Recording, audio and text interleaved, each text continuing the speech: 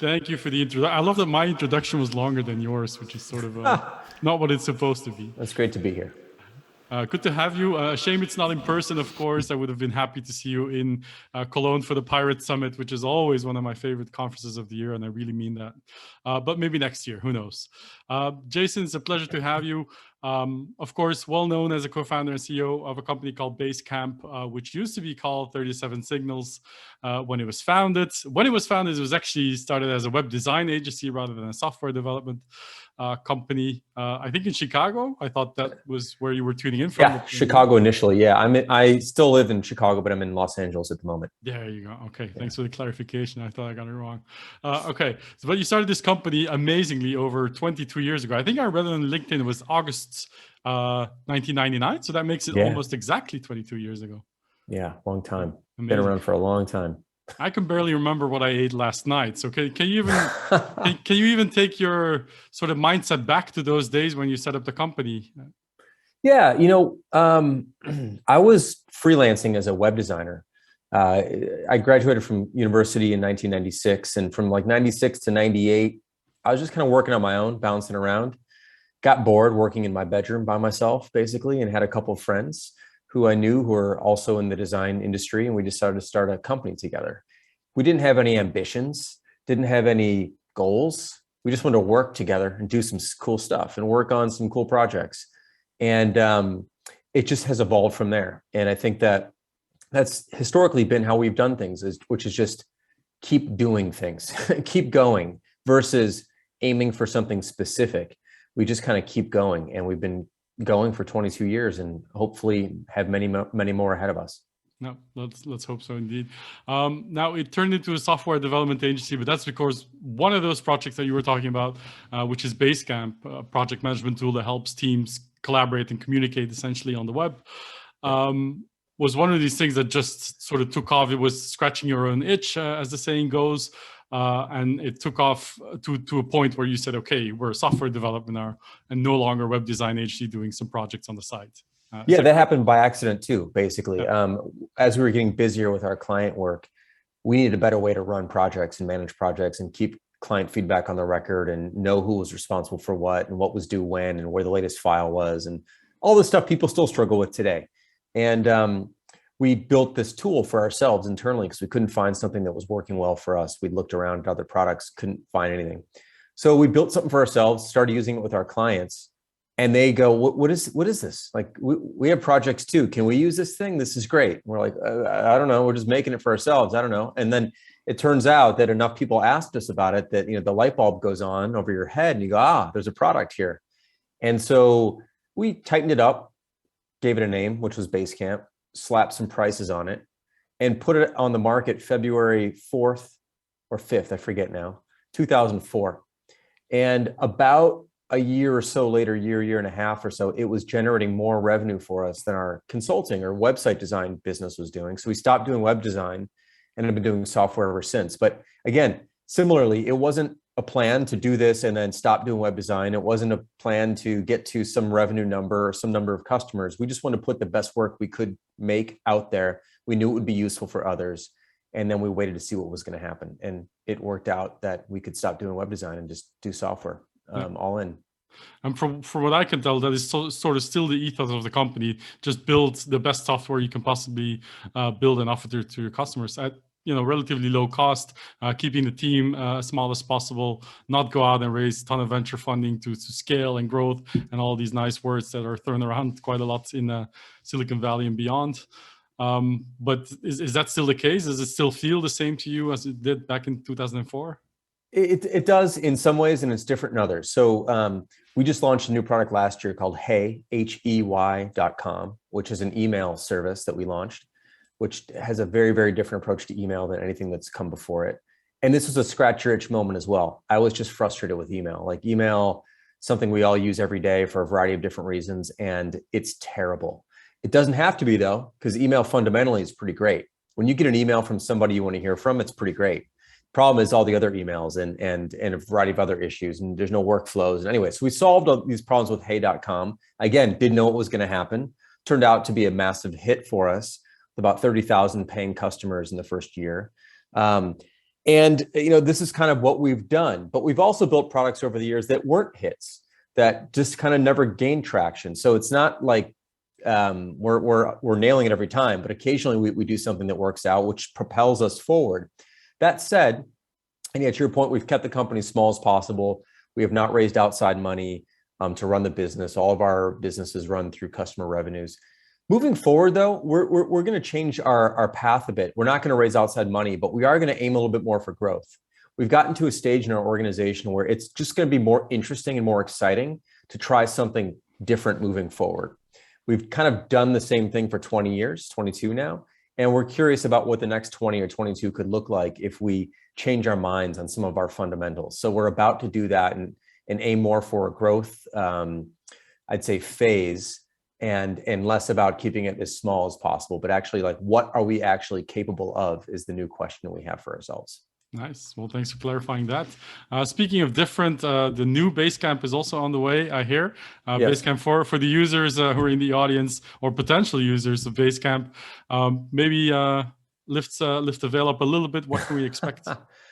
Yeah, so Basecamp 4 is a really interesting collection of improvements from the existing version of Basecamp, like Basecamp 3, and then some new tools and new approaches that we've developed over the past few years. I'll give you one specific thing. The majority of Basecamp's sort of feature set has been historically aimed at project-based work, which is like predictable work. You're going to do a project, you know what it's going to be, you set up a certain amount of time to do it, and you get it done. Turns out there's a lot of other kind of work out there, which is a little bit more reactive. Things come up, things bubble up. There's different teams in our company that don't have nice and neat scheduled work, but they're reacting. It could be operations where server goes down, or there's some bugs here. We need to add more capability. Things bubble up, and we don't really have a great way of managing like that kind of reactive work in Basecamp. So we're going to be playing around with some tools to improve that. Basically, a triage tool to help people triage requests and things that are coming in across the company to make sure that they're not lost and that they're sorted and put in the right places. So that's something we're focusing on. We're also going to be changing the interface a bit, cleaning it up in a lot of ways, and also giving people a much better view of what's in play across your entire company versus just giving you what's in play across a specific project. So we're doing some more global style views, which we've never really had in Basecamp before, and also simplifying it while also adding new things. So we're kind of trying to pare it back in certain areas where I think it's gotten a little bit hairy. So, I mean, these are just very broad strokes, but there's a lot of really cool stuff coming, especially over the next 8 months, which is we're kind of rolling this out roughly 6 weeks at a time over the next 8 months.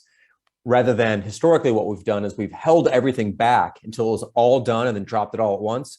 We're going to kind of drop it as we go. And it's going to be a different approach for us this time. Right, changing the process a little bit. Yeah. Okay. So this is essentially still your first company that you're running, even though it's changed quite a bit from 1999. But I love that your Twitter bio actually reads non-serial entrepreneur, which means exactly that you're still basically on your first company. But you do call yourself a serial author as well. I think that's a bit of an understatement. Used to write quite a lot for a now retired blog called Signal versus Noise, which I enjoyed quite a lot. I was working at TechCrunch from 2008 to 2012, roughly. So I read your stuff religiously. I still remember the one that you did about raising $1 at a certain valuation. That was really, really amusing. We don't have to get into that, but yeah, that was fun. But that was really memorable for me, at least. You've also published several books under the 37 Signals name, which you co-authored. You've been writing a column for Inc. Since 2010, I think. And you're also doing a new series now called Heard Something, Read Something, Saw Something, which I really enjoy a lot on the Hey blog, I guess you could call. Yeah. So does writing come naturally for you? Was it also always something that you've done or wanted to do? I hated writing in school. I never liked writing because I was forced to write things I didn't care about, wasn't interested in. And it was only when I became interested in sharing my own views or my own opinions or my own thoughts that I actually enjoyed writing. So I wouldn't say it came natural. I'd say now it comes natural, but it didn't start that way. It was a struggle actually for me. I've just found though in general that when you like, most people don't have a hard time saying things out loud, but they have a hard time writing things down. So I try to write like I speak. So that really helps me get ideas out. It's just basically writing like I speak versus a formal style of writing, which is often what's taught in universities or in business schools. which just is boring and not interesting to me. So I had to find my voice there. And I do enjoy writing books and writing articles and whatnot. And I think we'll probably do another book in a few years based on some of these things we're talking about, which is changing our minds on a variety of fundamental things, things that we've kind of held pretty tightly over the past 20 years, which we're going to loosen up on. And so I think there'll be a lot of new material there. As far as the non-serial entrepreneur thing, I think this is kind of an interesting topic because I don't think I'll ever start another business again. Even if I leave Basecamp at some point, like I don't desire to start a business. I don't really love the idea of business in itself. I like making stuff. That's enjoyable. I like making products. I like sharing ideas. I like, pushing buttons and whatnot. But I don't really love the whole mechanics of running a business specifically. So I think this is my one and only business. However long it lasts, hopefully it lasts many, many, many more years, will be wonderful. But even if it didn't, I'd be fine with that too. And I'd go off and do something else. But hopefully I'll still continue to share thoughts and writing, because that is a fun thing to do. Yeah, well, I hope you do too. But it also sort of, you're very outspoken, and you've blogged about this in the past as well, that this whole startup scale-up mindset with venture capital and growth at all costs, and scaling to the point where essentially revenue sort of becomes a side thing rather than the actual business. Do you still feel the same way about these things as you did, let's say, 20 years ago and 10 years ago? Or have you mellowed? Well, I've mellowed about a variety of things, but this is something I still pretty strongly believe, which is especially when starting a business. So maybe I've changed a bit, although we haven't taken capital to run the business. But I think if you have something that's working, adding additional capital from the outside can help accelerate it. Obviously, it can help you do other things you may not have been able to do. But I think my big pushback is when brand new companies, startups, feel like they must go out and raise lots and lots of money to get going, versus actually proving that they have something in the first place. So I'm much more a fan of bootstrapping things, getting to some sales, getting to some real numbers, getting to some real customers before even considering whether or not you want to go raise money. But that's obviously still not the predominant way people are thinking about this in the startup world. They're thinking like, I can't even start the thing unless I go raise a bunch of money, or it's a prerequisite for starting a business, which is making sure I have investors on board or going to prove to other people that I can do this. I find sales to be a better proof of anything than simply just, an idea. So I still hold that one pretty tightly, but I think I probably loosened up a little bit in terms of raising money later on in a business to take it to a next level after it's already proven that it can sustain itself. I do think, though, that staying as small as you can and staying scrappy are really important skills to develop initially, especially because the problem with having a lot of money in the bank when you get started, if you go raise a bunch of money, is that you get really good at spending money, but you don't really get really good at making money because you don't have to. At some point in every business, it has to make money. And if you haven't been practicing how to do that, and you've only been practicing how to spend money, I think you have the wrong set of skills at the wrong time. So I do think it's really important to figure out how to make your own money first before you go and borrow others. Yeah, that makes a lot of sense to me. Yeah. So going back to your writing, for those who have followed you over a number of years, like I have, you've been writing and thinking and speaking a lot about things like the future of work and productivity, how to collaborate, remote work as well. So these are things that are sort of obvious to your Basecamp history and your customers that you had, but of course became a lot more actual for a lot of companies and a lot of individuals around the world last year for obvious reasons, which I don't need to go into anymore. But and I'm sure you can't just summarize all of your writings in just a few minutes. But if I would ask you about what the future of work looks like to you after the past 18, 19 months that we've had, is it any fundamentally different from what you thought it would be before COVID-19? Yeah, I think what's been interesting is that obviously everybody's had to essentially work remotely over the last year and a half. But it hasn't been remote work. It's been pandemic work, which is really hard. It's especially hard because a lot of people were forced into working out of their homes when they weren't prepared. They were anxious about their health or their family's health. They might have been crowded into a smaller space than they normally are used to and that didn't have as much privacy. Kids may have been home if you have kids and they weren't at school. Like this was a really challenging first jump into remote work for a lot of people. So for those who enjoyed it, they're going to enjoy it even more when it loosens up a bit. For those who didn't enjoy it because of privacy reasons or no space or feeling cluttered or feeling anxious and stressed out, like that might change too. That might loosen up as well. I think ultimately long-term, a hybrid approach is probably what many companies are going to have. I don't think the office is going away. Though I do think that working remotely is going to be more and more common and more, approved. Part of this is because the myth has been busted. The myth was that, you can't work remotely, that managers have to watch people work in order to know if they're doing the work. Like all that stuff has been busted. We know that's not true anymore, which is great. But there are advantages to being in person. And I think that a lot of humanity was sort of lost over the past year in the office setting where we just see each other's faces in small boxes.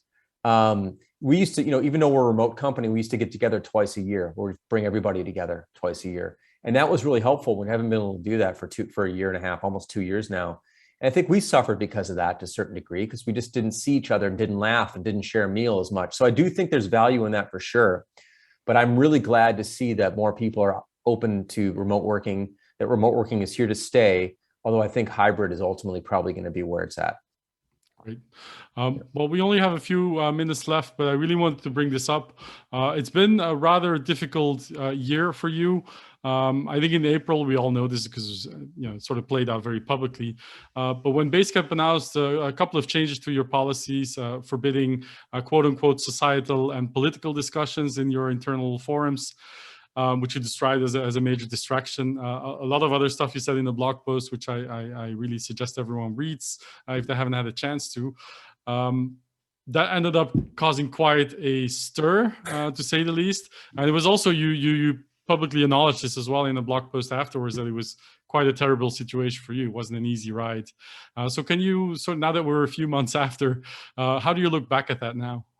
Yeah, so just to summarize, there's a few changes we made, but primarily was let's not talk politics and societal politics inside Basecamp where we're working next to the work itself. It had become very difficult for people to have conversations about work when all sorts of other things were pouring in. And so we decided to stop that, and that caused a major stir. We did some other things too. And about a third of the company left, which is a pretty big deal, obviously. But, looking back, it was pretty scary in the moment and sad. I know many of these people I'd worked with for 10, 12, 15 years. And did you expect this to happen at all? I knew it'd be controversial, and I expected probably a few people would leave. I didn't expect there to be 20 people to leave. We also added a really generous severance package in which then pushed some other people over the edge who were thinking about maybe leaving anyway. People change careers all the time, and now you can get 6 months pay to do that. Like there was other reasons why people left, but for the most part, it was of course the political thing. It caught us off guard in terms of the quantity, but it was also a moment of a real reset for the company. The people who stayed, the majority obviously stayed, and we had a much tighter core, real camaraderie had formed. People really stood up for each other and had each other's backs. And this is actually one of part of the impetus for growing significantly, which we want to really grow now. We've realized that that was a moment where we can reconsider everything and figure out what we want to do next. That there's an act 2 for the company. That up to that point was essentially act 1. Now there's act 2, and we're going to reevaluate a whole bunch of assumptions that we had. And so sometimes you need to have a really stressful moment in life for you to reconsider. I mean, some people have near-death experiences, or some people have whatever. Like in some ways, we were never close to death for the business, but it felt like this moment, this wow, like this is a big deal. We have to regroup here and figure out what we want next. So looking back on it, I don't regret the decision. I think the policy changes were right. I do regret how we announced them. I don't think we announced them quite the right way. I don't think we messaged them quite the right way. I don't think we gave our employees enough time to think them through internally before we went public with the changes. So I do regret that, and I learned some things from that. But all in, I'm much happier with where the business is today than where it was, let's call it in March before we made the decision. Yeah, it did send a shockwave through the company, I'm sure. And we'll see what sort of comes out of that in the next few, and especially when Basecamp 4 comes out, we can sort of see the first results of the new work. We're 20 minutes in. I'm sure someone's going to kick us off soon. Before they do you have any, and I know this is sort of a cliche question, but do you have any quick advice to share with aspiring entrepreneurs in the audience? What should they be thinking about before they start a business? Yeah, the one thing I will say, and it's encouraging, but also a bit discouraging, is that starting a business is the easy part. Staying in business is the hard part. So enjoy starting your business. If you're out there getting ready to start something up, it's going to be stressful, but that's the best time.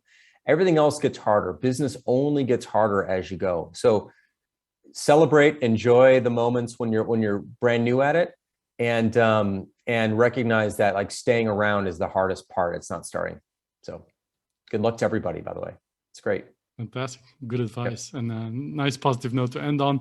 I'm going to be respectful to the timing of the organizers because I'm not part of the team. So I'm going to keep it at this. I'm going to wrap it up. Thank you so much, Jason, for tuning in from LA. Thanks, Robin. And sharing your insights with us. And hopefully we'll see you in person in Cologne next year. I'd love to. Thanks for having me.